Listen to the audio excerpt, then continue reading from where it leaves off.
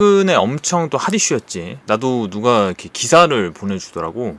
연대 재학생 3명이 교내에서 뭐 임금 인상, 샤워실 설치 등을 요구하는 그 시위를 했던 청소 경비 노동자들한테 민사소송을 한 거야. 뭐 수업료나 손해배상, 정신과 진료비 명목으로 한 600만 원 정도의 돈을 지급하라, 이런 식으로 고소를 했는데, 이게 좀 엄청 또 화제가 됐지. 근데 나도 좀 보고 놀랐어. 이제는 이런 것도 있을 수 있구나 싶어서. 조금 인상에 남았던 장면이, 이 고소한 그 3명이 있는데 그 중에 한 명이, 그 한 학생이 직접 그 얼굴도 공개하고 이름도 나오고 인터뷰를 하더라고.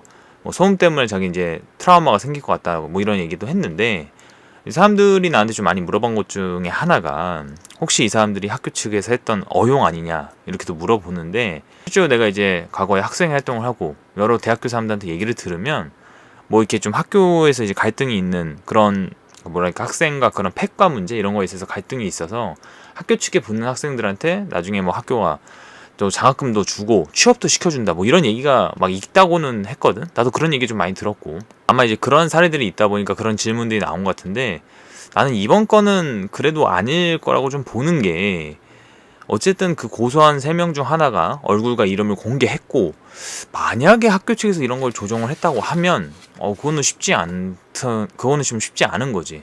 뭐 나중에 이 학생이 정말 뭐 그런 대가로 장학금을 받거나 하다못해 뭐 교직원 취업 이런 걸로 이어진다면, 그때는 그런 의심들이 좀 생각이 날 수 있는 그런 의심들로 이어질 수 있단 말이지. 그래서 나는 좀 이번 건은 아니지 않나 싶은데, 나는 학생들이 좀 진심인 것 같아.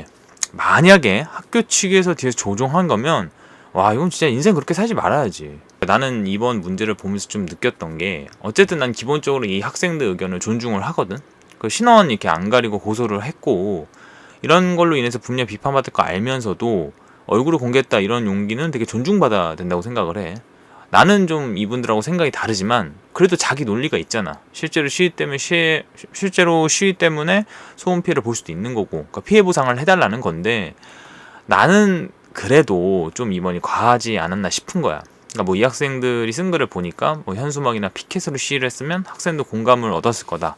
학생들이 낸 등록금으로 먹고 사는 청소 노동자들의 노조 활동이, 그런 것들이 이제 공부를 방해받아야 하냐 뭐 이런 게 있었는데, 근데 얘가 뭐 알면서 다 한 얘기 같긴 한데, 냉정히 현수막하고 피켓 이렇게 조용히 한다고 해서 관심을 안 가져준다, 뭐 그냥 이렇게 보면 그런가 보구나 이렇게 넘어가잖아. 그러니까 그때도 얘기했지만, 시위에는 어쨌든 폭력성이 내포돼 있다는 거는 좀 인지를 해야 된다는 거야. 가령 이제 박근혜 대통령 탄핵 집회 때도 사람들이 시위 허가를 받고 도로 점검을 했었잖아. 근데 생각을 해보면, 그 시간대 그 도로를 이용해야 하는 사람들은 불편함을 얻는 거란 말이야. 약간 이런 식으로 불편함을 주는 측면은 있다는 거야. 이런 어쨌든 시위에 있어서 불편함이 생길 수는 있다는 거지. 그래서 나는 좀 이 학생들한테 해주고 싶은 말은, 좀 나는 그렇거든.